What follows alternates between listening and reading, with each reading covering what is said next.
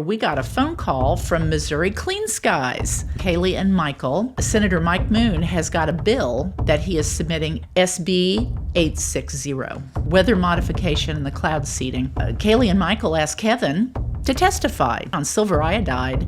According to the studies that they have, there's no long-term studies, but it is toxic in large enough amounts. The actual geoengineering, folks, both of them have been admitted to by the EPA, because once you get the rain, and then if you're dry next year, well, you know what? I got the number of that guy that flies over and dumps the stuff in, and we get rain. Let's do it again into just areas. A little bit's not going to hurt anybody. Changing the weather, I don't think that's a good idea. Just the premise, because it's not a good idea to use us all as guinea pigs.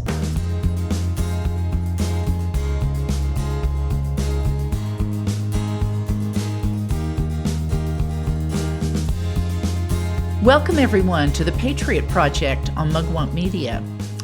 Folks, we're glad that you dropped in today. We're always happy whenever we get to see you again. We've been gone for just a little bit. We went to a warmer climate for a few days. We got away. It was good. We did. But it's good to be back, bringing you some conversation and some information, folks.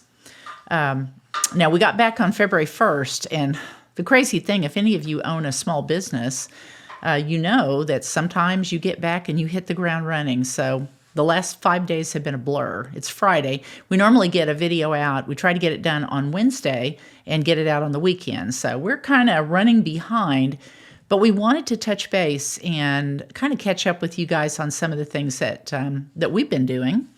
And there's a lot of national stuff, too, not just the state of Missouri, but national. We'll try to get into some of that, the crazy election stuff out of Georgia. Wow.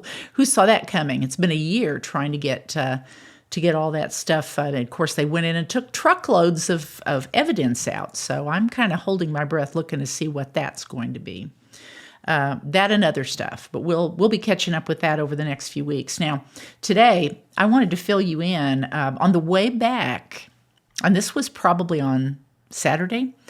As we were heading back, we were west of Amarillo whenever we got a phone call from Missouri Clean Skies. Mm-hmm. If you guys remember the video that we did with Kaylee and Michael, they're wonderful. Hello, Kaylee and Michael. Hopefully you're listening. But they actually, Senator Mike Moon has got a bill that he is submitting that he has submitted in the Senate. It's SB 860, Senate Bill 860. And basically, this was something that they told us about earlier this last summer, whenever they were getting ready for this session, and Mike had been looking into the cloud seeding and the genetic or geoengineering. That's what it's called, geoengineering and weather modification in the cloud seeding. But anyway, he has got that bill, and it is starting its way through the Senate. On Thursday, the 5th, Kaylee and Michael asked Kevin to testify, because we have some experience with our business, with government overreach, and with crazy stuff that has been introduced into the ecosystem years ago that was never addressed, that ends up showing up on people's private property. So anyway, we showed up bright and early Thursday morning. We got up really early, didn't we, Kevin? Drove in the dark, basically. Mm-hmm. Got there about 8 o'clock, Jefferson City, and Kevin testified before, Missouri Senate's Agriculture, Food Production, and Outdoor Resources Committee. That's a long handle, Kevin. It's a lot of names, a lot of stuff. And it was really good. Kevin did a great job testifying. The crazy thing about it, Michael, it went over well. Kevin has actually testified multiple times before, haven't you, Kevin? Regrettably, I've had to go up to the Capitol. For various stuff. It's never pleasant. It's always something that's just has to be cared for. Let me tell you, as we were walking up the steps, we've been there a few times, and I was pleading the blood of Jesus over that place because, man, there's a lot of crazy. There's a lot of good people, but there's a lot of evil stuff that goes on there too. There's a remnant up there that makes it a whole lot more pleasant now. That's right. We've got some good soldiers up there doing a lot of battle. Yes, we do. The Brave 10 that we talked about last year, they're down one. But, Justin ended up, he's not there anymore. He's on another battlefield right now. Yes, he is. Yes. Yes, he is. So he's doing good. He's working for the country. Yes. But anyway, when Kevin went in, we were amazed at how many people there were. Now, Michael is amazing. Michael had gotten together a bunch of citizen testimonials. And there were probably 10 people or more that came in. At one point, Kevin, remember, they actually asked, there were 2 bills that were being looked at during that committee hearing. The first bill was on something else, and there were people that were talking about it.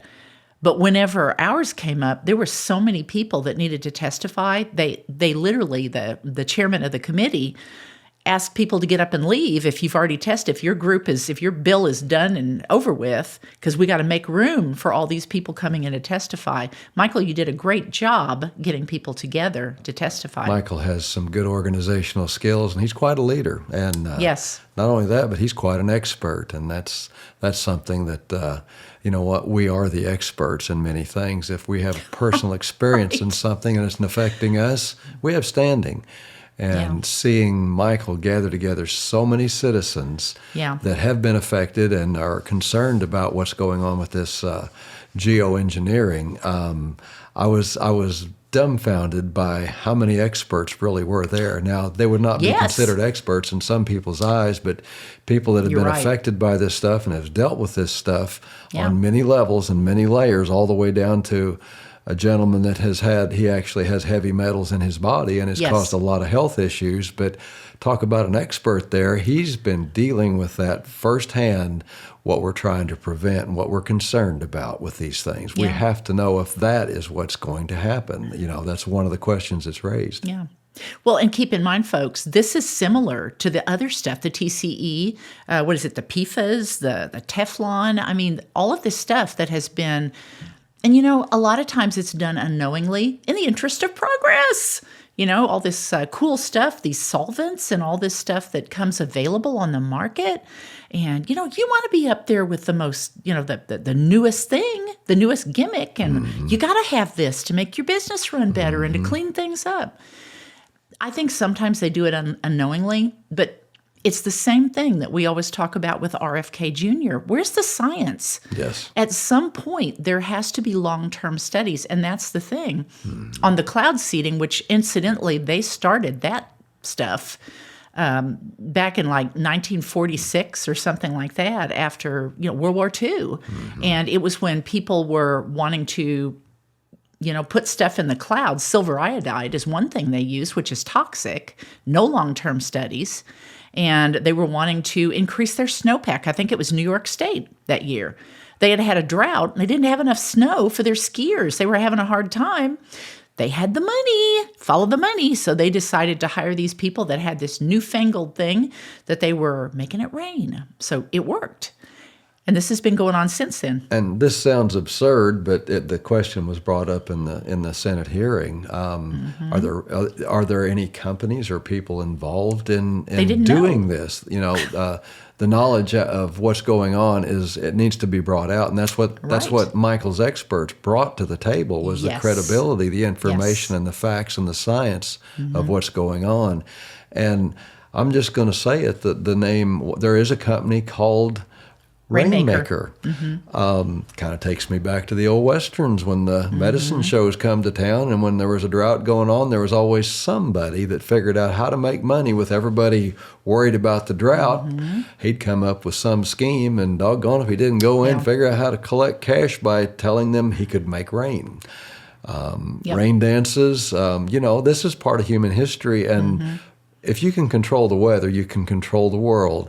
That is a statement made by one of our ex-presidents. I'm not going to name him just because I'm not confident which one it was. That's something I probably should have looked up. Honestly, I think it was Lyndon Johnson. I think you're right, but if we're wrong on that, it was one of our ex-presidents, and we'll let Lyndon Johnson off right now until we documented that. Anyway. But anyway, Great society. Controlling people is always something that evil is looking for a way to do, and this is one of those things. Changing the weather, I don't think that's a good idea, just the premise. Well, and one of the things that was brought up, they had a guy that was a doctor. They had a couple of ladies, I think a lady that was a holistic nurse. Amazing. These people were so sharp. The health of people that are dealing with the health of people. They talked effects. About, yes, they talked about the explosion of autoimmune disorders and various stuff that's been going on because of a lot of stuff that's been dumped in the environment. It just has. One of the things that was brought up, Kevin talked about it in his testimony, but others talked about it too. Is it right if you're a corporation that has enough money that all you have to do is hire somebody to come in and be a rainmaker?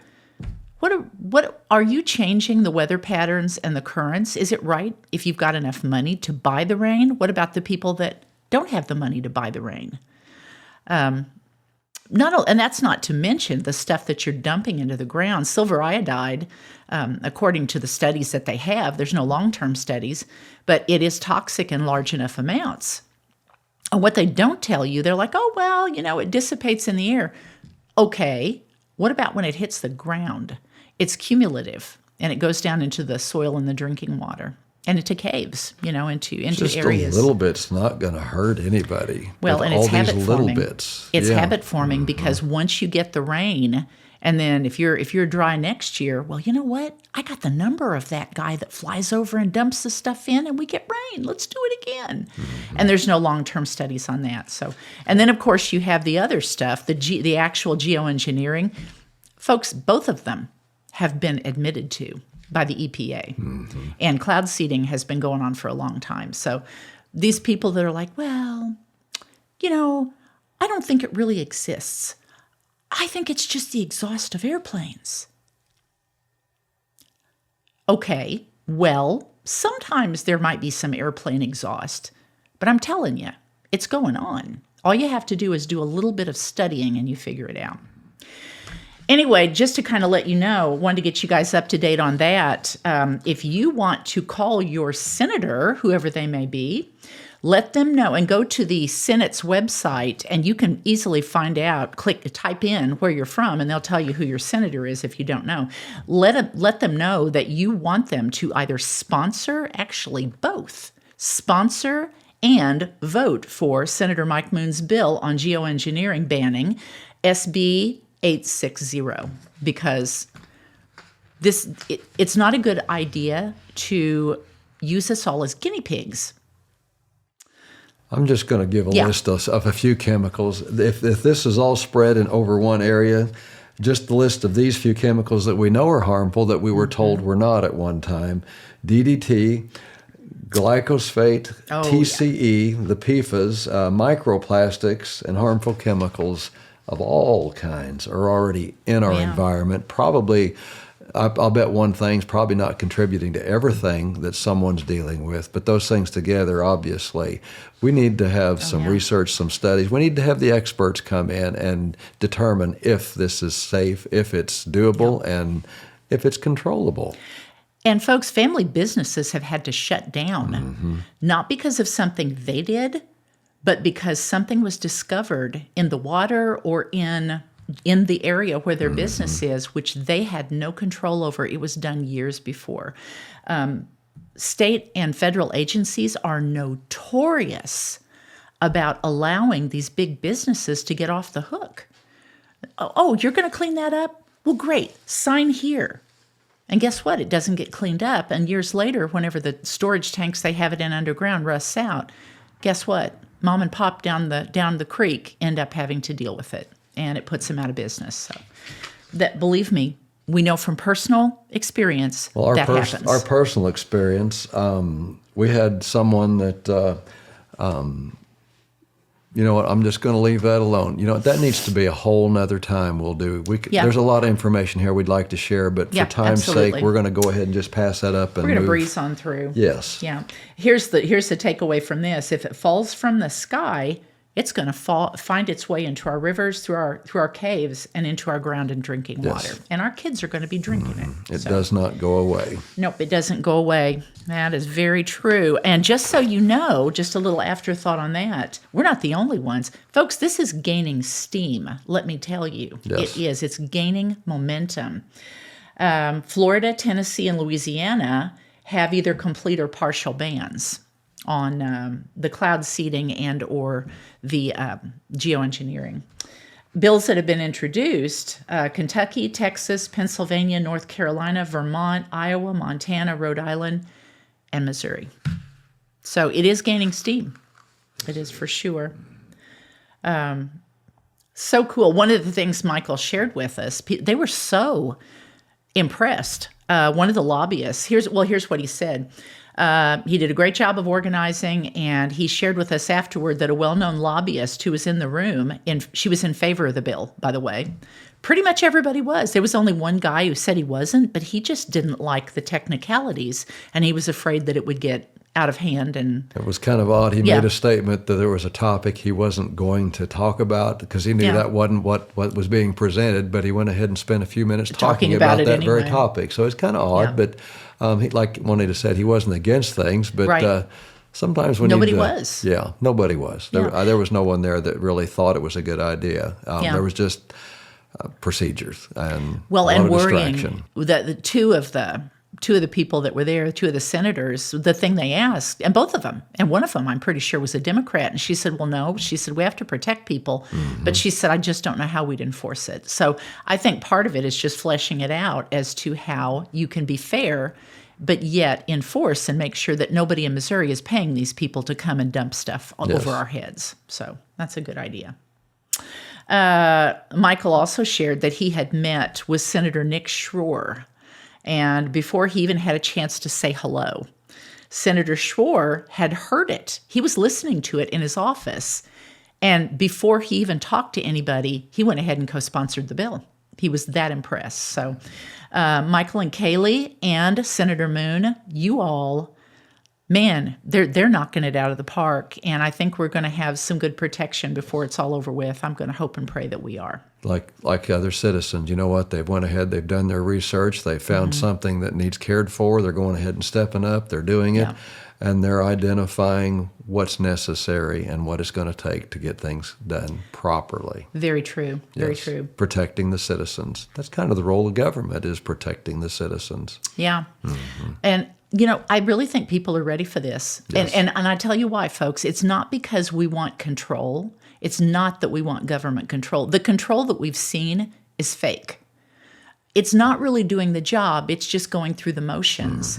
And all it's doing is hurting the people that really are not at fault. And it's allowing the people who have done bad stuff to get away with things. I think people want real protection from garbage, secretive stuff. Yep. Men in black stuff. Yeah.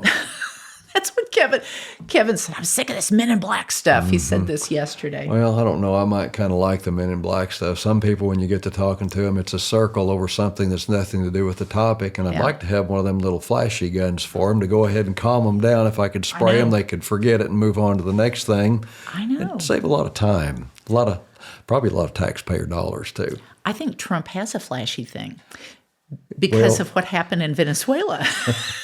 He says, he says, nobody else has it. We have it. So for some reason, he was able to stun everybody and get in there and grab Maduro and his woman. So interesting. Anyway, people are sick of all this secretive stuff. Yes. They just are. Behind our backs, treating us like chumps who have no stake in anything, but we do. And I'm hoping and hoping that people are going to start standing up. You can't knock everybody down. And if we all stand up and, like I said, call your senator, tell him you want this bill to be pushed forward. And then, of course, after they tell us we're conspiracy theorists, they tell us sit down and shut up because what you're saying has no validity. Or you have no standing. And you have no standing. We do. Every citizen has a place. Yeah, very, very, very sure. Very, very truly. Also, a couple of other things I wanted to tell you before we get off of the air today. I wanted to let you guys know there's a couple of other things that are going through. And again, we're going to cover some more stuff next week. We're just kind of getting in here and kind of letting you know what we've been doing and what's going on. There are several things moving through the Missouri House and Senate now. Some of them that I've been kind of looking around and seeing are causing the most stir. House Joint Resolution number 174, they're talking about getting rid of income tax. Kevin, what do you think about this? Well, it's one. Yeah, this is a bait and switch. Basically, I think they're trying to figure out a way to get around the Hancock Amendment. The only protection we've got. I'm afraid so. Yeah, unless they do something to change it up, I think they are too. They're not going to eliminate tax. They're not going to quit trying to collect tax. And we've got regulations on what's in place now, and we need to figure out how to get some of that tax relieved already. We need to start lowering tax, Property not just tax. switching things. We need to do away with property tax.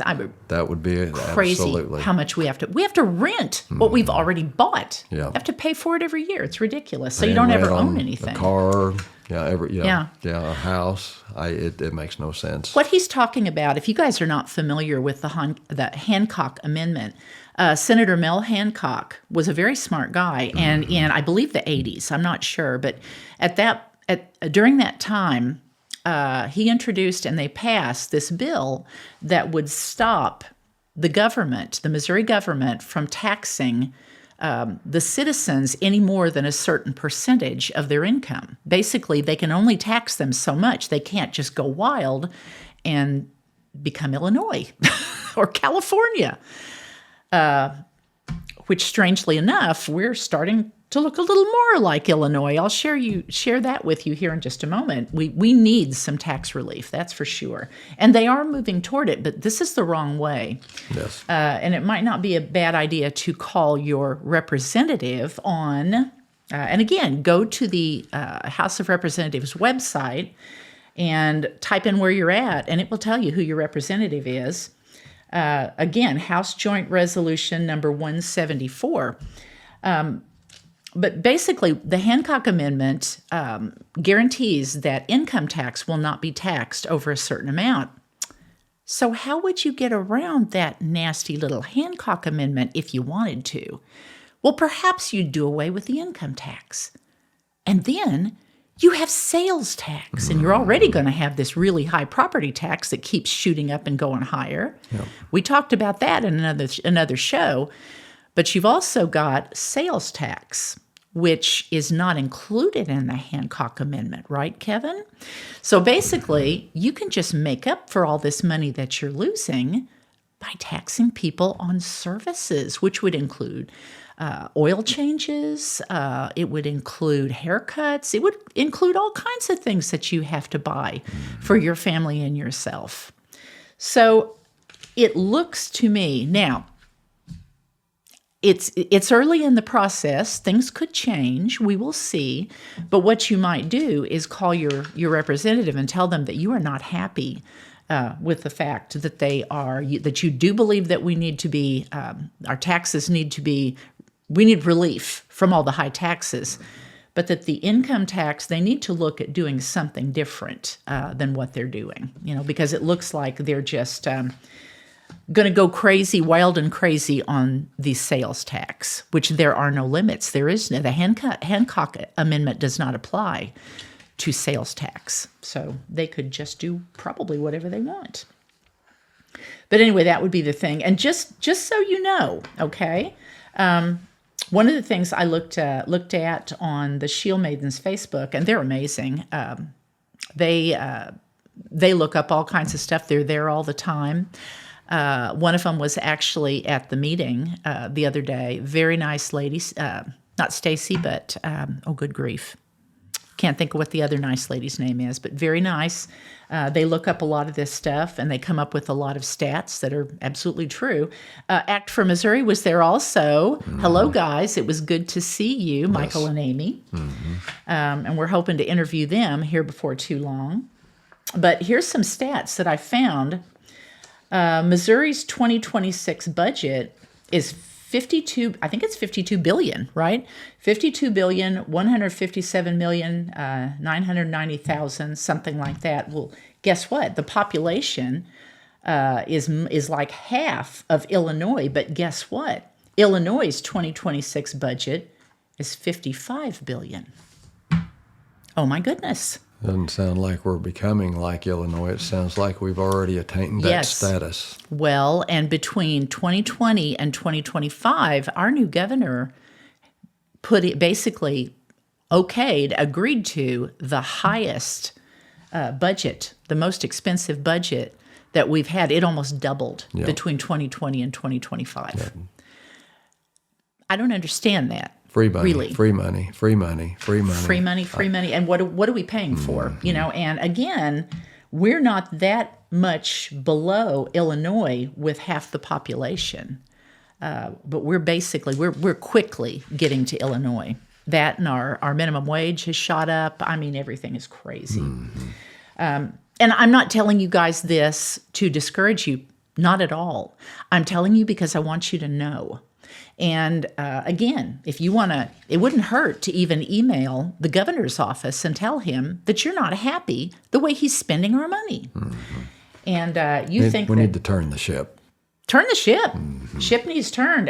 You know, tell your Missouri representative that you're not happy with the way that the money's being spent, and you think that we need to look at a different way of easing our taxes other than what this House joint resolution is doing. Accountability and clarity and single item bills would pretty well solve exposure. That's this is the that worst. exposure. Oh, yes, I hear you. I agree. And they just keep ramming them We're through. working on it. You know what? We're going to get there. Yes. This is how we do it. We talk about it. We bring it out. There's litigation.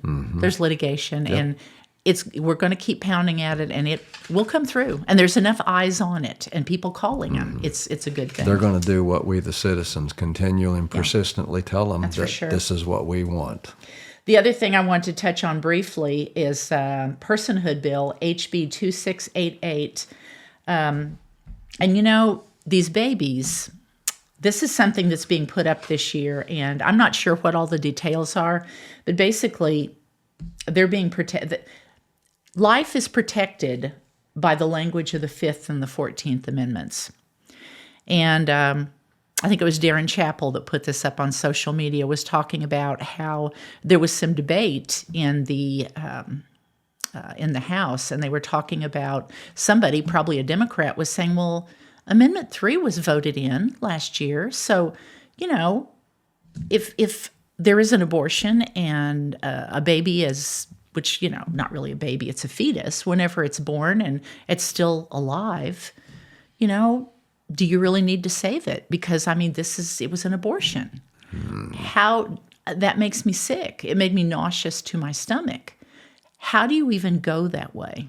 I don't understand it.